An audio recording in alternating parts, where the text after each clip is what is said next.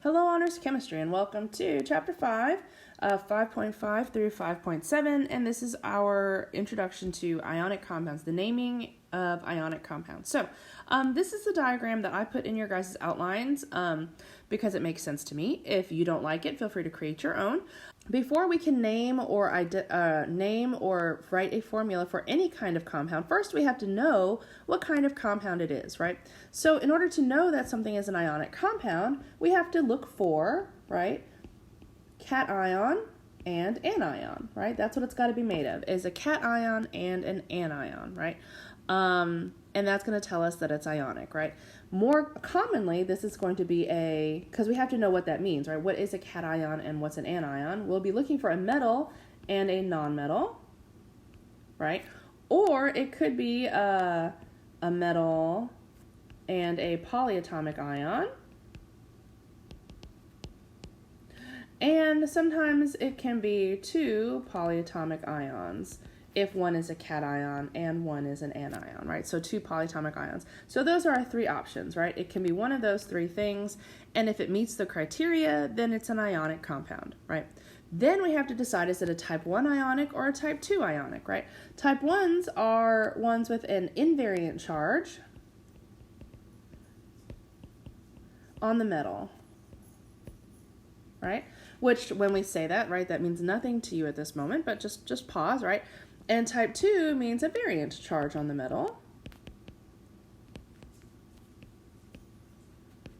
Okay, and so what that means is there are certain metals, right, that have a fixed charge. It will always be a specific value, right? And then there are a whole bunch of metals where the charge is not fixed, where the charge of the metal varies depending on what it's stuck to, right? And depending on the conditions in which the compound was made, right? And thankfully, there's a simple diagram from your book. I forget which figure it is, but it's in your book.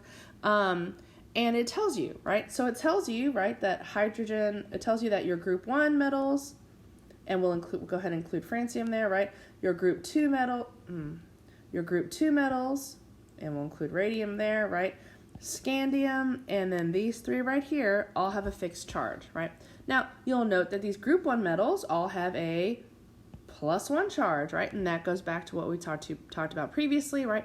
Where all of everything in that group has one valence electron, and in a reaction, it will tend to lose that one valence electron, becoming a 1+ ion, right?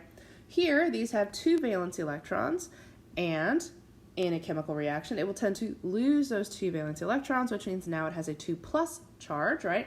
Scandium, same principle, right? 3+, right? And these over here, right, you just have to memorize those, right? But it's pretty simple, right? 3, 2, 1. And again, you are welcome to mark these on your periodic table with some shading or symbolism, as long as you don't write any words on your periodic table. What that means is that everything else is a type 2, right?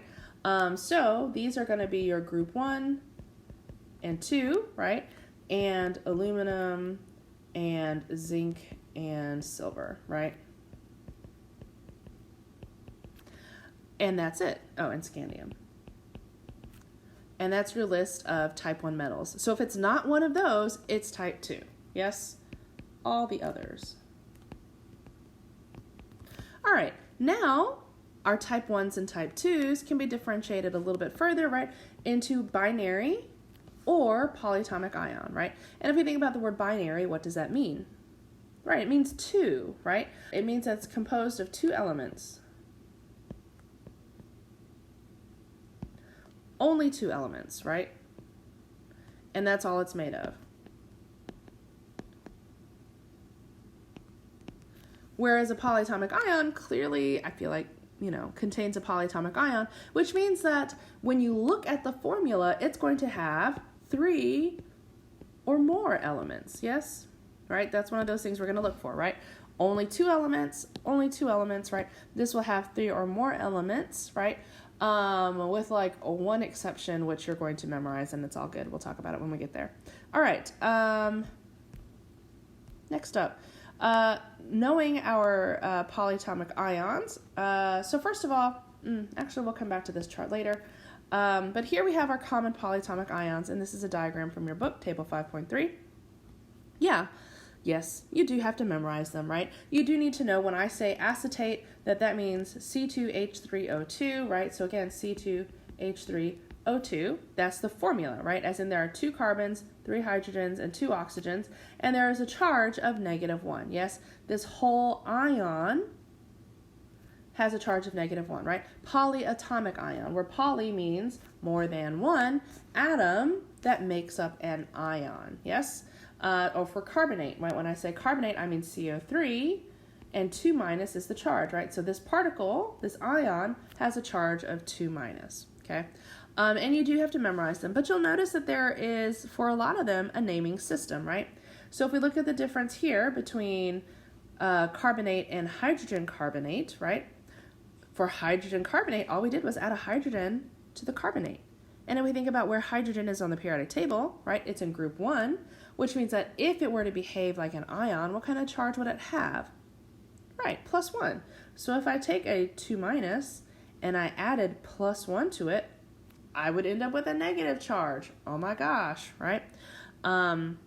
If we look at, and that persists over here, right, where we have phosphate, and then we have hydrogen phosphate, where we go from, all we did was add a hydrogen out front, and we go from -3 to -2, right? Or for hydrogen, for sulfite versus hydrogen sulfite, yes? Okay, in terms of other naming systems in here, right, there's also the naming system of a group, right? So here we have nitrate versus nitrite, okay? And we'll see that nitrate has 3 oxygens and nitrite has 2 oxygens, right? Where the ite has 1 less than 8, yes? The 8 version has 1 less oxygen, yes? And we'll see that persists, right? So for example, chlorate and chlorite, right, differ by 1 oxygen. Ite has 1 less than 8. And we'll see that there's a hypochlorite. Hypo means, right, less than, right? From biology class, you should know that, right? So that has 1 less even than chlorite.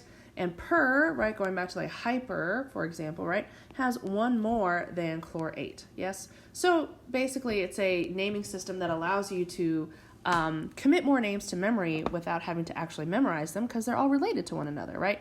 That's how it works for me, right?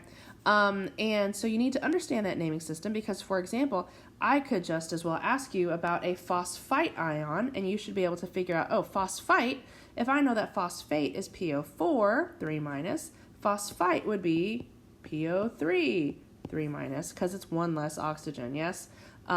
So this is a basic set of polyatomic ions, and by extension, right, based on the naming system, right, you know a whole bunch of other polyatomic ions technically. Yeah, does that make sense? All right, thank you for listening. This is an introduction to naming of ionic compounds, and the next one is when we'll do our practice. All right, thanks for listening. Be good, and I'll see you soon. Bye.